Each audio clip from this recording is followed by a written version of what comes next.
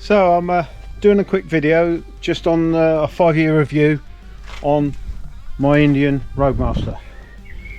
I'm just quickly going to go through the process of cleaning it, because I started to do the video and I did notice it was a little bit dirty because I took it out the other day. Now I do this cleaning process at least once or twice a week, and especially after a long ride. If I've gone on a long ride and the conditions aren't great, if it's been raining, then I'll just give it a quick blast wash off and then a quick dry off with a cloth. But obviously if it's really dirty, I'll go through the process I'm going through now. So as you can see, this is where I store the motorcycle. I got a metal roof construction to keep the rain off, and I also got a bike cover that goes on it, so it backs right in there tight and the elements can't get it. And then I've got the hose right by the side of it. So yeah, just a two minute exercise when I come back from a ride to get it washed off. And then what I tend to use, I've been using for a long time, is the Muck Off motorcycle cleaner. I do wet it down a bit because I found it's good product and I want it to last a little bit longer, but I do spray it on, as you'll see in a minute. So I use the motorcycle cleaner over the complete motorcycle. I then will use a product, disc brake cleaner, and then once it's dry, there's certain parts around the forks and the bars, etc., and parts of the engine which I may, dependent on time of year, coat with the anti-corrosion barrier. I do tend to do under the bars in there because it's not an easy place to get to, and unfortunately the quality of the chrome on these isn't the best. So if you do use it all year round like me, yeah, they do need a bit of attention. If you do get a bit of surface rust, a bit of silver foil and a bit of that spray normally clears it right off. But yeah, I will continue doing the cleaning process.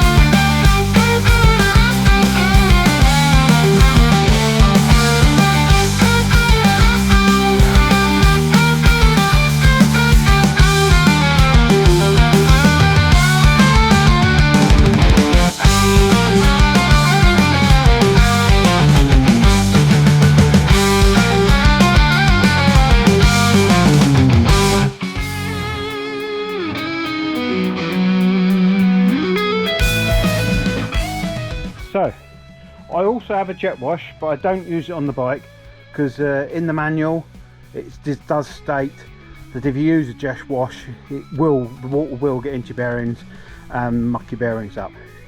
So yeah, under advice from my local dealership, I purchased one of these, and it's called a lance that just slots straight onto your hose and creates that little bit more pressure, but not as powerful as a jet wash.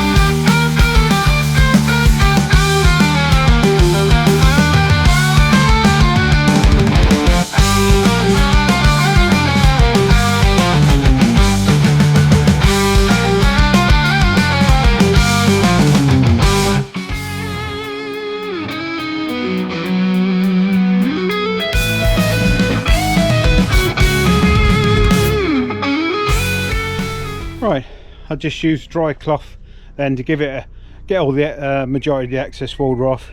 Sitting out here where you can see it's non-dried off.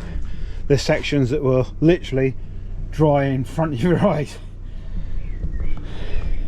But yeah, originally I did have a matte black paint cleaner, or matte paint cleaner, but I didn't find many advantages of it. Right, I'm going to move it back slightly. Normally I just roll it back, but while I'm sat on it, I'll go through the starting process.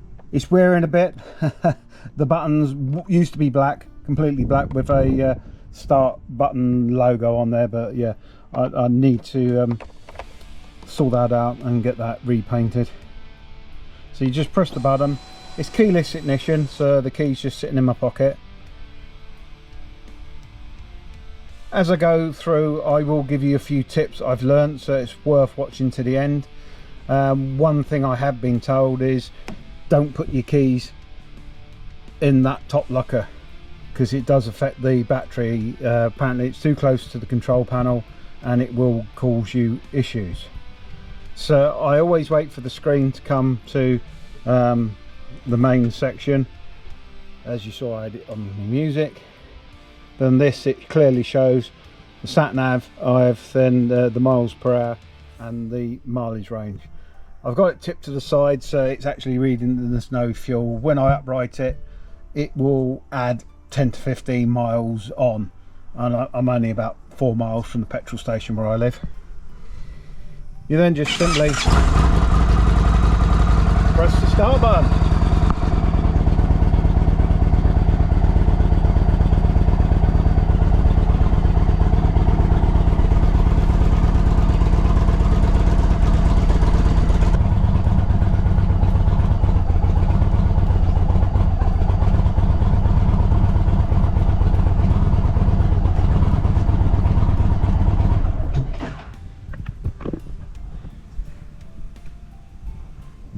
Right, I will drop in a little video I took the other day after I cleaned it. You'll see I've got a lot of smoke coming up on the side here. If I walk round,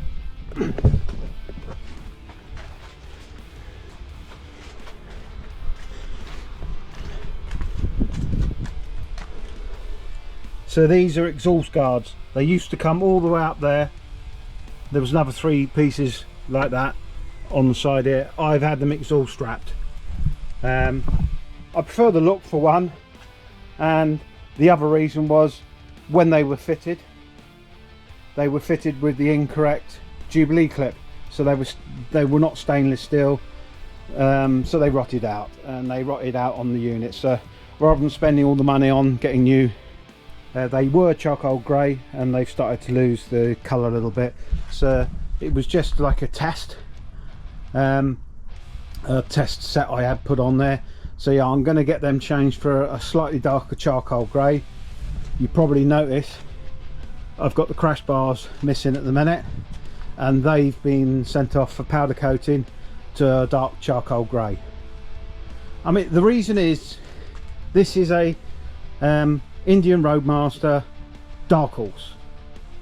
Now all the Dark Horses that come out now will have everything blacked out, and that's originally what I wanted, but it came with a chrome exhaust, chrome mufflers, so I had to have, at a cost to me, the black mufflers put on and the black exhaust guards, and then also it's got the chrome front forks. So yes, so sort of started a bit of the review. The bike as itself, what we were looking for, we were looking for a touring bike. I already owned a Scout at the time, just before I bought this. Wife came on that once, didn't like it, wasn't big enough. So yeah, we then invested in this machine. I had the paintwork done on it, so it was taken off the road about 2 months after I bought it, and I had the tank done, the side boxes and the back mudguard. So yeah, one of the things I love about this bike is the options to be able to change the look of it, and that is one thing that always drew me to Indian in the first place, because you could make the bikes your own. The styling of them, it was completely unique to Harley Davidson. So my Scout, I did the same. I'll drop a little picture of that in. Originally it was green and cream, and it ended up as 12 shades of orange. So yeah, I tend to put my own stamp on the bikes, but again, I'll drop a couple of pictures in. The bike without a backrest, the bike with the sissy bar, and this has got the full rear box or rear trunk on.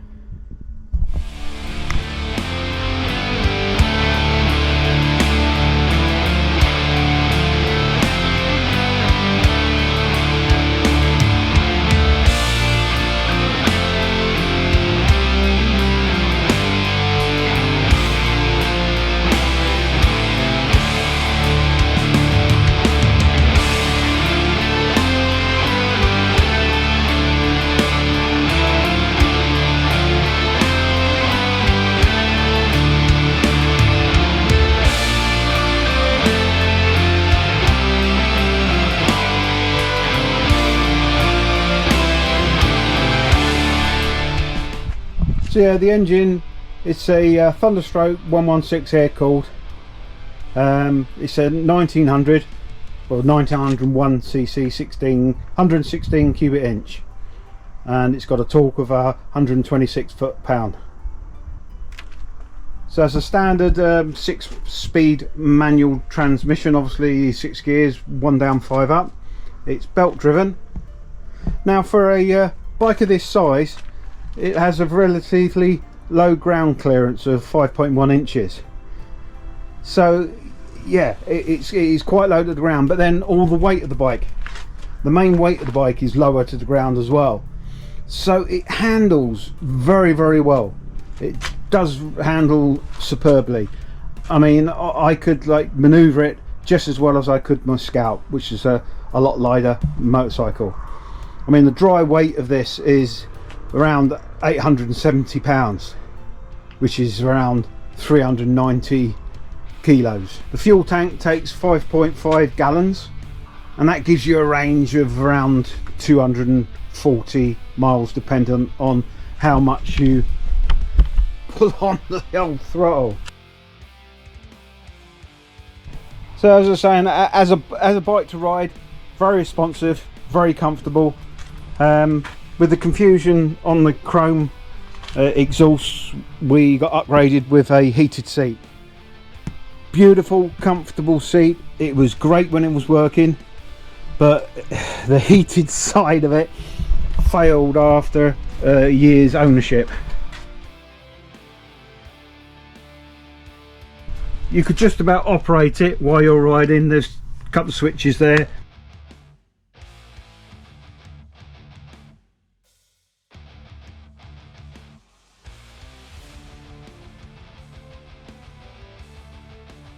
I haven't actually dived too deep into the ride command.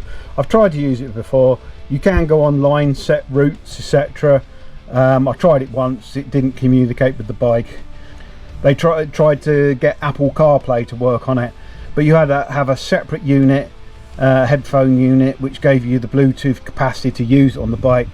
But when you were going along, it tended to drop out, lose signal quite a lot. So I reverted back to the system that it comes with. I had the update, and to be honest, when you press in, you can put in postcodes now, which when I first had it you couldn't do. But yeah, I find the actual maps now not too bad. You then got the music system. I've had the front upgraded to power band, and as you can see, I did a little bit of DIY. These all used to be chrome. I sprayed them up black, but I didn't prime them, so the colours coming off. So I'll be taking those off again once I've got the crash bars back, and I'll match them with the dark grey. So the bars will end up dark grey. Those will all basically the chrome features on the motorcycle will end up that charcoal grey, including the front forks. So I touched on it earlier, you got the fuel range. That is one thing I've struggled with since I've had the bike. It's a bit hit and miss as to what it will read. Sometimes you can fill it up right up to the top and it will read 180 odd miles range. Other times you can fill it up exactly the same way and you'll end up with 250 miles range.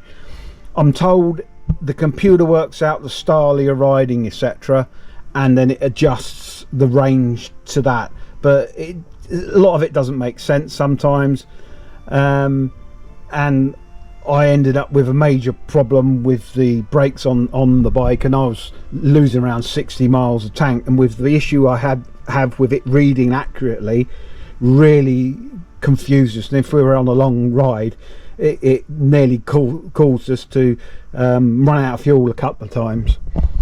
You'll see it has on here, it tells you when the side stands down, and over here it will tell you what gear you're in and the total mileage you got. The ABS light, that will stay on until you've done about 200 yards or so, and once you start going away, then that goes out as well. If it doesn't, then you've got a problem, but I won't go into that one now. And then you can pull on the screen there, which then gives you the different ride modes. You've got a touring mode, a standard mode, and a sport mode. So I tend to always ride it in standard. It's took itself up.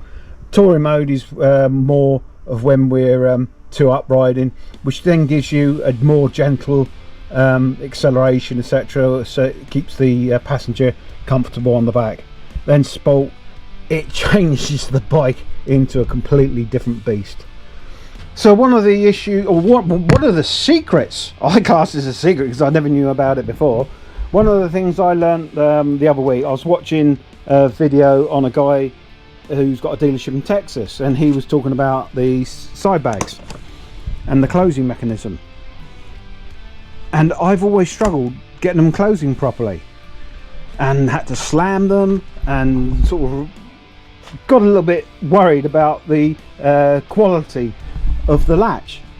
But it's designed as a 2-latch system, so you drop it in, it locks, and you think it's not gone in properly, and you push it down as a secondary lock. It helps seal the water seal around the lid. We never knew that, so we were like slamming it and trying to go. It doesn't matter how much you slam, as you can hear that it clicked again, you have to have a secondary clip.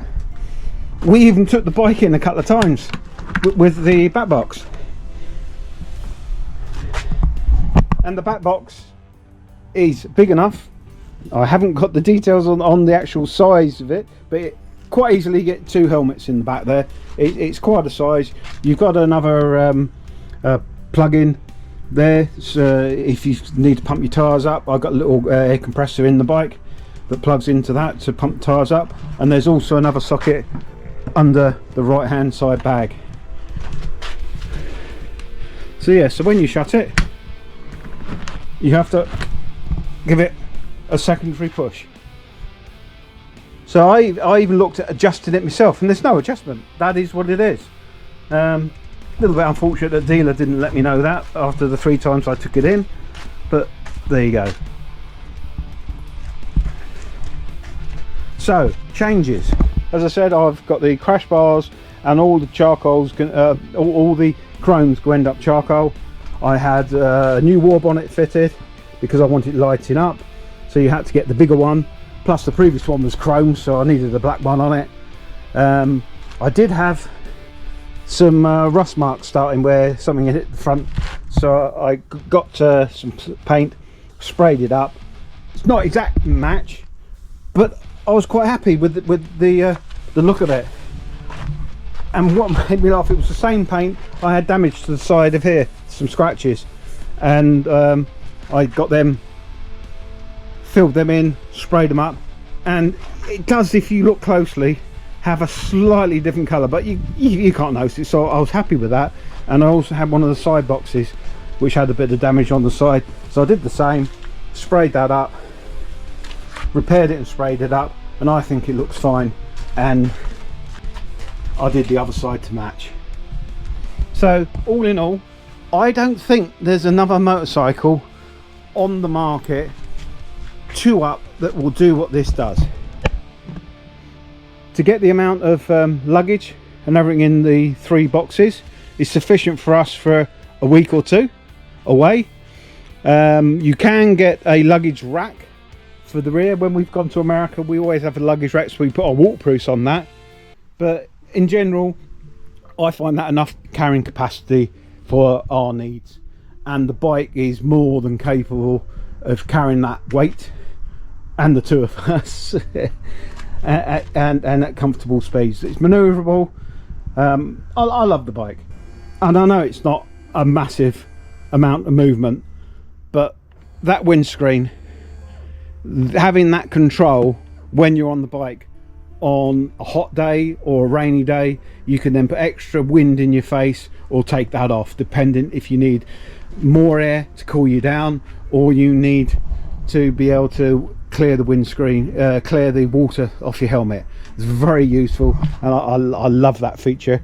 Cruise control on the side, very easy to operate while you're going along, and I tend to, on most motorway riding and dual carriageway riding, because the amount of speed cameras around at the minute, I tend to keep cruise control on. So the other thing I had fitted to the bike was the inner dash cam cameras. So I've got front facing and rear facing.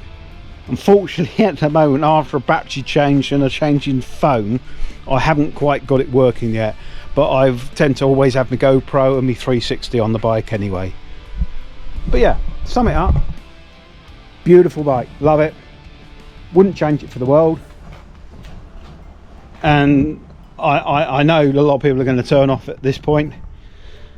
The thing I struggle with is the manufacturer.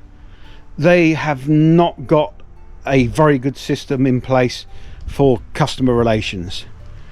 I mean, they got a beautiful product. I think it's far superior to Harley Davidson. They don't have enough dealers. They won't support independent service dealers, which I think is a major problem for them. They've got Polaris Power Sports dealerships all over the UK. At the moment, I think we got 14 Indian dealers, if that, and there's 66 Power Sport dealers. There's no representation in Wales. There's a small representation now in Scotland of the first service only dealer. So hopefully, with them opening up this service dealer in Scotland over the last couple of weeks, they will start to roll that out in a bigger way. So we've, as customers, as riders, have got more coverage for our issues that we're having. I'm quite lucky that I've now got a local company, Checkered Flag, who look after my bikes, and I suppose in the 3-4 months I've been using them, no issues at all. Prior to that, every month I was having the engine management light on, but that's a different story. So yeah, my Indian Roadmaster Dark Horse, love the bike, and I've done 39,000 miles on it. It's 5 years old, but I was off the road for 18 months because I had seizures, so I wasn't well for a while, and also there was an issue with the engine casing, and they had to replace that, and that took it off the road for 3 months. And then I think it was about 4 weeks off the road to have the tins sent away for customizing. So all in all, it's probably only been on the road 3.5 years, and I've managed to do 39,000. Indian Roadmaster Dark Horse. Love it. Polaris, not so much.